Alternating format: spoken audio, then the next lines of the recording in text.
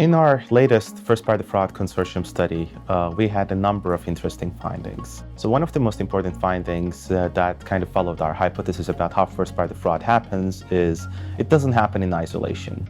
That's the basis of our consortium really for us to really be able to track bad actors and help financial institutions share information and prevent financial crime together, especially first party fraud in this case. So one of the interesting things that we found was when a person opens 4 similar accounts in 4 different financial institutions, at least 4, there was a 30% chance they're going to commit first party fraud in at least one of these accounts. One less obvious pattern that we have seen was people do not want to get contacted, especially when they are committing financial crime. First party fraud is no different from other financial crime in that sense.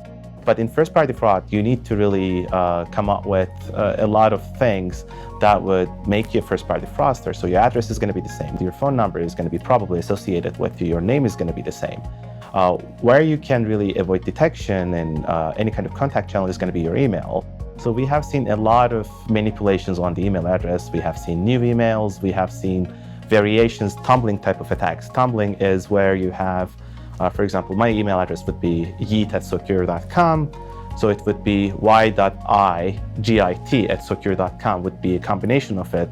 And you would still get the email, but it looks like a completely different email to many systems. Some other interesting findings we had in our study, it was actually about authorized users.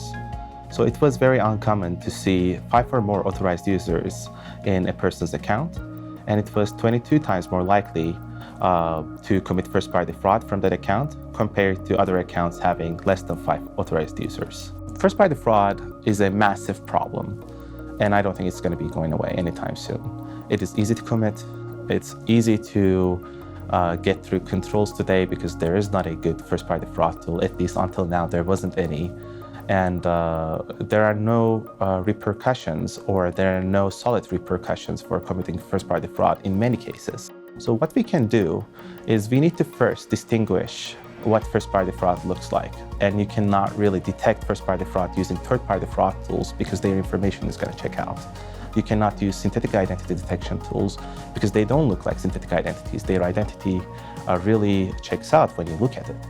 So it's very important for us to recognize how it looks like and collectively try and keep those bad actors out of our financial ecosystem and collaborate towards eliminating first party fraud.